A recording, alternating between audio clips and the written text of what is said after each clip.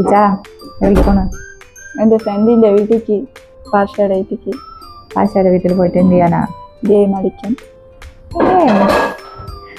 അപ്പൊ ആദ്യം ഇഷ്ടം മോളെ അവളുടെ ഫ്രണ്ടിന്റെ വീട്ടിലാക്കണം. അതിനുശേഷം അവരുടെ ഗാർഡനിലേക്ക് കുറച്ച് ചെടികളൊക്കെ മേടിക്കണം. അപ്പൊ ഇതൊക്കെയാണ് നമ്മുടെ ഇന്നത്തെ പ്ലാൻ കേട്ടോ.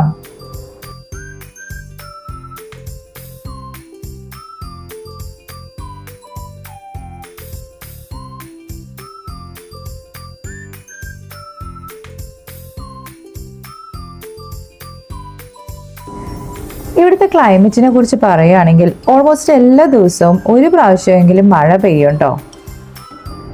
അതുകൊണ്ട് തന്നെ ചൂടിൻ്റെ ഒരു ഇൻറ്റൻസിറ്റി നമുക്ക് അത്രയ്ക്ക് അങ്ങോട്ട് ഫീൽ ചെയ്യില്ല.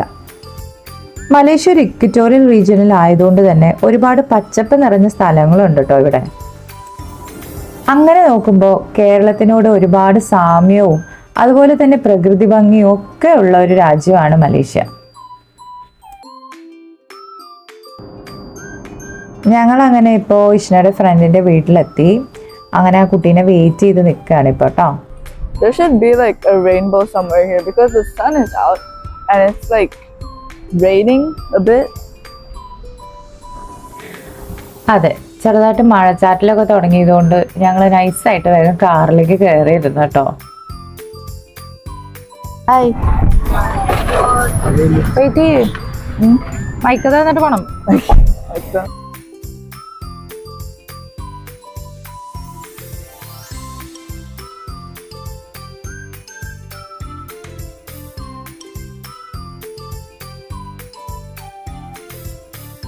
അങ്ങനെ ഞങ്ങൾ അതിനുശേഷം ചെടികളൊക്കെ വിൽക്കുന്ന സ്ഥലത്തെത്തി കേട്ടോ. ഇവിടെ ഒരുപാട് വെറൈറ്റിയിലുള്ള ചെടികൾ ഉണ്ടായിരുന്നു. നമുക്ക് ഗാർഡനൊക്കെ സെറ്റ് ചെയ്യാൻ പറ്റിയ, ലാൻഡ്സ്കേപ്പ് ഒക്കെ ചെയ്യാൻ പറ്റിയ രീതിയിലുള്ള അടിപൊളി വെറൈറ്റി ചെടികൾ ഉണ്ടായിരുന്നു. ഇതിൻ്റെ ലൊക്കേഷൻ എല്ലാം ഞാൻ ഡിസ്ക്രിപ്ഷൻ ബോക്സിൽ മെൻഷൻ ചെയ്തേക്കാം.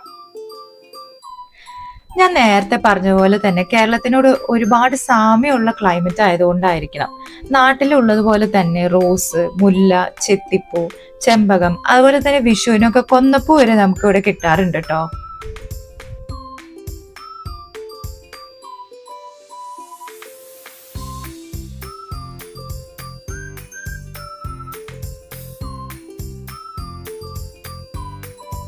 നമ്മുടെ നാട്ടിലുള്ളതുപോലെയുള്ള പൂക്കൾ മാത്രമല്ല കേട്ടോ, മാവ്, പ്ലാവ്, തെങ്ങ്, വാഴ, അതുപോലെ തന്നെ വാഴയില കൊണ്ട് ഉണ്ടാക്കുന്ന പല ഇനം മലേഷ്യൻ സ്വീറ്റ്സുകളും ഉണ്ട്.